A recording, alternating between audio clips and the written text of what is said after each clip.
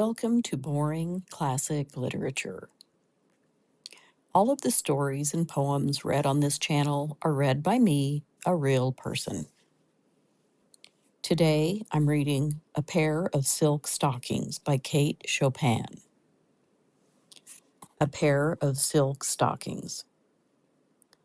Little Mrs. Sommers one day found herself the unexpected possessor of $15. It seemed to her a very large amount of money, and the way in which it stuffed and bulged her worn old porte-monnaie gave her a feeling of importance such as she had not enjoyed for years. The question of investment was one that occupied her greatly. For a day or two she walked about apparently in a dreamy state, but really absorbed in speculation and calculation. She did not wish to act hastily, to do anything she might afterward regret. But it was during the still hours of the night, when she lay awake, revolving plans in her mind, that she seemed to see her way clearly toward a proper and judicious use of the money. A dollar or two should be added to the price usually paid for Janie's shoes, which would ensure their lasting an appreciable time longer than they usually did. She would buy so and so many yards of percale for new shirtwaists for the boys and Janie and Mag.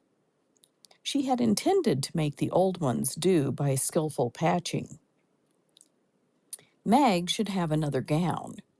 She had seen some beautiful patterns, veritable bargains in the shop windows, and still there would be left enough for new stockings, 2 pairs apiece, and what darning that would save for a while.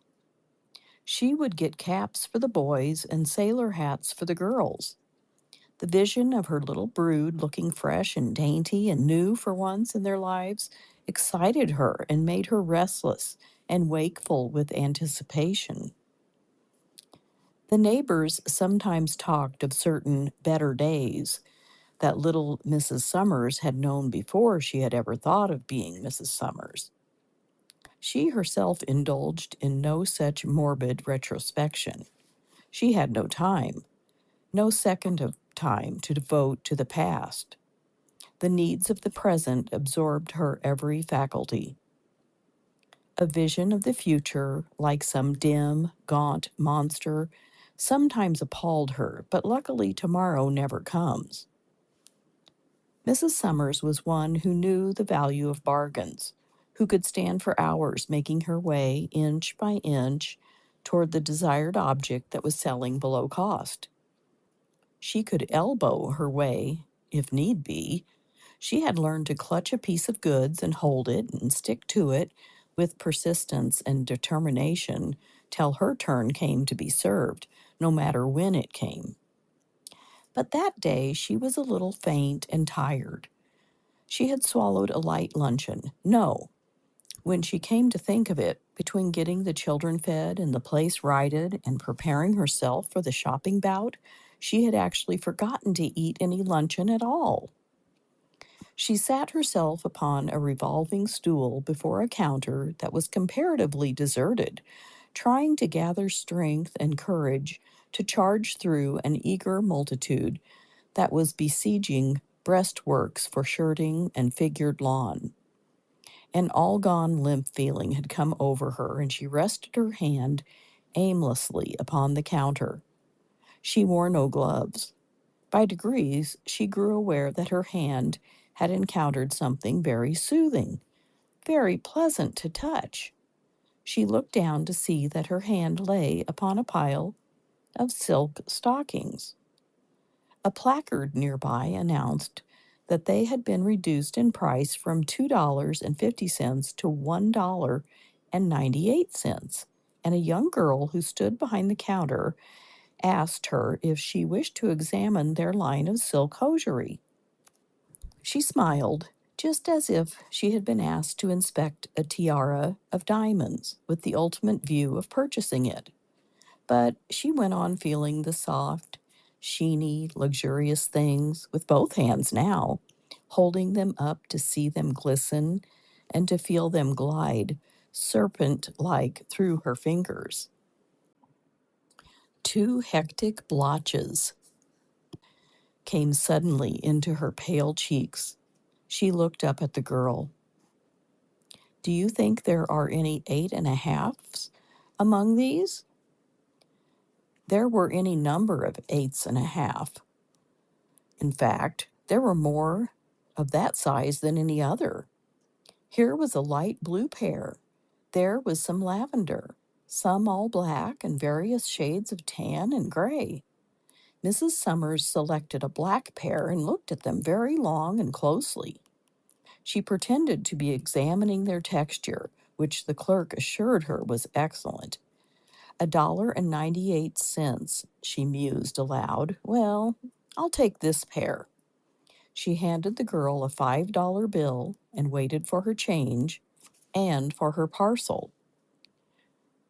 What a very small parcel it was!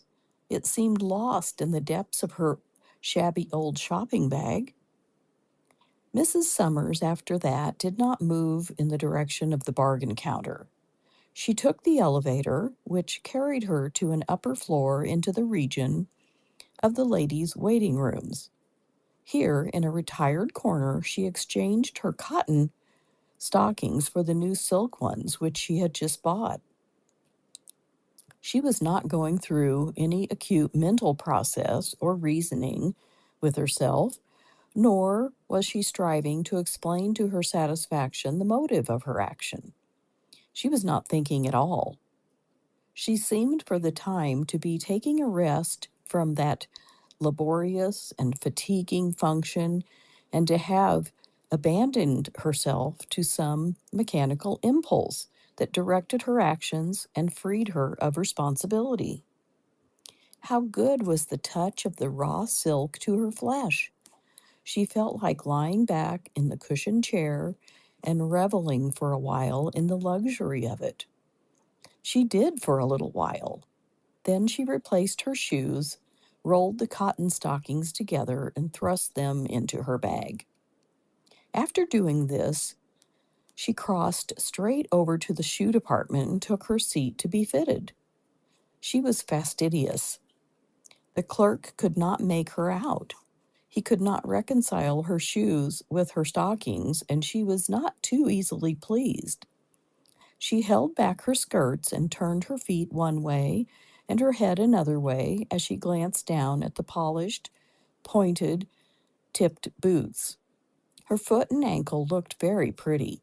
She could not realize that they belonged to her and were a part of herself.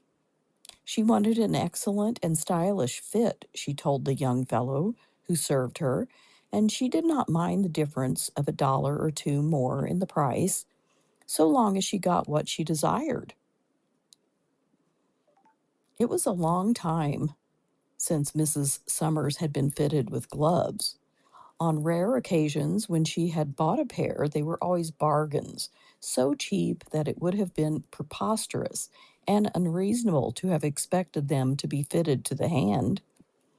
Now she rested her elbow on the cushion of the glove counter, and a pretty, pleasant young creature, delicate and deft of touch, drew a long-wristed kid over Mrs. Sommers' hand. She smoothed it down over the wrist and buttoned it neatly, and both lost themselves for a second or two in admiring contemplation of the little, symmetrical gloved hand. But there were other places where money might be spent. There were books and magazines piled up in the window of a stall a few paces down the street. Mrs. Sommers bought 2 high-priced magazines, such as she had been accustomed to read in the days when she had been accustomed to other pleasant things. She carried them without wrapping. As well as she could, she lifted her skirts at the crossings. Her stockings and boots and well-fitting gloves had worked marvels in her bearing, had given her a feeling of assurance, a sense of belonging to the well-dressed multitude. She was very hungry. Another time she would have stilled the cravings for food until reaching her own home, where she would have brewed herself a cup of tea and taken a snack of anything that was available. But the impulse that was guiding her would not suffer her to entertain any such thought. There was a restaurant at the corner. She had never entered its doors. From the outside, she had sometimes caught glimpses of spotless damask and shining crystal, and soft-stepping waiters serving people of fashion. When she entered, her appearance created no surprise, no consternation, as she had half feared it might. She seated herself at a small table alone, and an attentive waiter at once approached to take her order. She did not want a profusion. She craved a nice and tasty bite, a half-dozen blue points, a plump chop with cress, a something sweet, a creme frappé, for instance, a glass of Rhine wine, and after all, a small cup of black coffee. While waiting to be served, she removed her gloves very leisurely and laid them beside her. Then she picked up a magazine and glanced through it, cutting the pages with the blunt edge of her knife. It was all very agreeable. The damask was even more spotless than it had seemed through the window, and the crystal more sparkling. There were quiet ladies and gentlemen who did not notice her, lunching at the small tables like her own. A soft, pleasing strain of music could be heard, and a gentle breeze was blowing through the window. She tasted a bite, and she read a word or two, and she sipped the amber wine and wiggled her toes in the silk stockings. The price of it made no difference. She counted the money out to the waiter and left an extra coin on his tray, whereupon he bowed before her as before a princess of royal blood. There was still money in her purse, and her next temptation presented itself in the shape of a matinee poster. It was a little later when she entered the theater. The play had begun, and the house seemed to her to be packed, but there were vacant seats here and there, and into one of them she was ushered, between brilliantly dressed women who had gone there to kill time and eat candy and display their gaudy attire. There were many others who were there solely for the play and acting. It is safe to say there was no one present who bore quite the attitude which Mrs. Sommers did to her surroundings. She gathered in the whole, stage and players and people, in one wide impression, and absorbed it and enjoyed it. She laughed at the comedy and wept. She and the gaudy woman next to her wept over the tragedy, and they talked a little together over it. And the gaudy woman wiped her eyes and sniffled on a tiny square of filmy, perfumed lace, and passed little Mrs. Sommers her box of candy. The play was over. The music ceased. The crowd filed out. It was like a dream ended. People scattered in all directions. Mrs. Sommers went to the corner and waited for the cable car. A man with keen eyes who sat opposite to her seemed to like the study of her small, pale face. It puzzled him to decipher what he saw there. In truth, he saw nothing unless he were wizard enough to detect a poignant wish, a powerful longing that the cable car would never stop anywhere, but go on and on with her forever.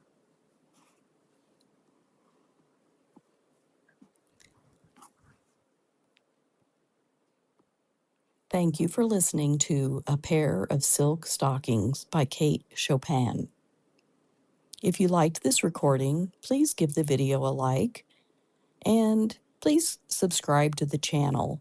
It helps me out so I can bring more stories like this to you.